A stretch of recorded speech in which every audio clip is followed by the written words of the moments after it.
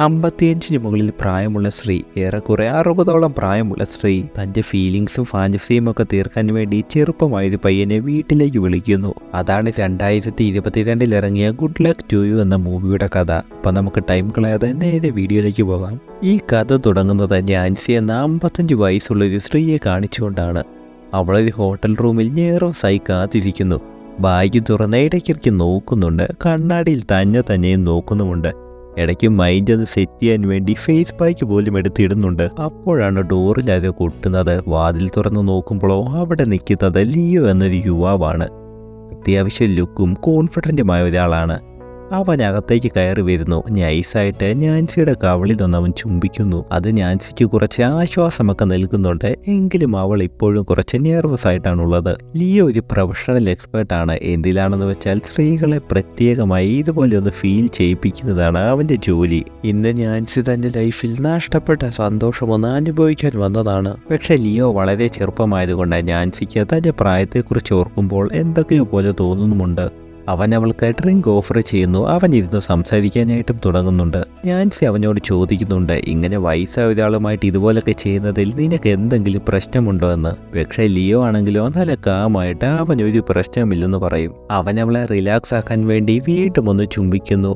അവളുടെ ഫാൻറ്റസി എന്താണെന്ന് അവൻ ചോദിക്കുന്നു. പക്ഷേ നാൻസി തുറന്നു പറയാൻ ഒട്ടും തയ്യാറല്ലായിരുന്നു.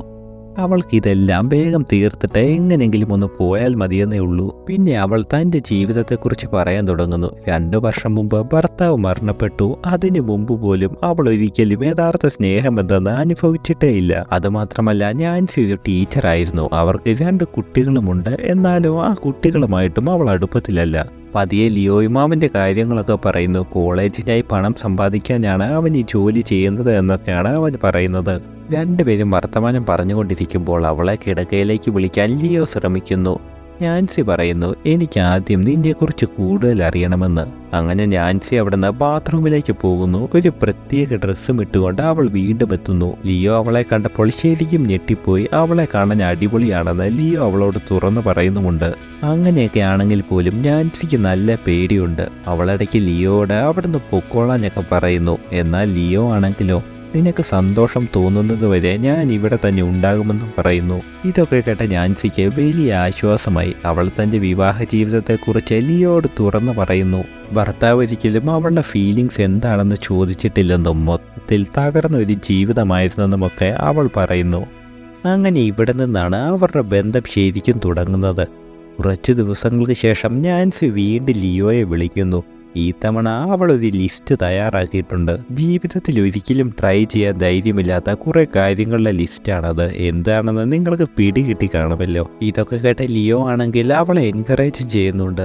എന്നാൽ ഇടയ്ക്കിടെ അവളുടെ മകൾ അവളെ ഫോൺ ചെയ്യുന്നുമുണ്ട്. അത് നാൻസിയെ ഇമോഷണലുമാക്കുന്നു. അപ്പോഴാണ് ലിയോ അവളോട് ഒന്ന് ഡാൻസ് ചെയ്യാമോ എന്ന് ചോദിക്കുന്നത്. അങ്ങനെ ചെറിയൊരു മ്യൂസിക് ഇടുന്നു. അവർ 2 പേരും ഡാൻസ് ചെയ്യാനായും തുടങ്ങുന്നു. വർഷങ്ങൾക്ക് ശേഷമാണ് നാൻസി ശരിക്കും ഇതുപോലെ സന്തോഷിക്കാൻ തുടങ്ങിയത്. പക്ഷെ കഥ ഇവിടെ നിർത്തുന്നില്ല. പിന്നീട് ഒരു മീറ്റിംഗിലാണ് നാൻസി ലിയോയുടെ യഥാർത്ഥ പേരെന്താണെന്ന് അറിയാമെന്ന് പറയുന്നത്. അവൾ ബുക്കിംഗ് സമയത്ത് ലിയോയെ പറ്റി അന്വേഷിച്ചിരുന്നു. പക്ഷെ ഇത് കേട്ട ലിയോ ആണെങ്കിലോ വളരെ അപ്സെറ്റ് ആവും. അവൻ പറയുന്നു, എൻ്റെ പ്രൈവറ്റ് ലൈഫിൽ ഇടപെടാൻ ആർക്കും അവകാശമില്ലെന്ന്. അതുമാത്രമല്ല, അവൻ അവിടുന്ന് പോവുകയും ചെയ്യുന്നു.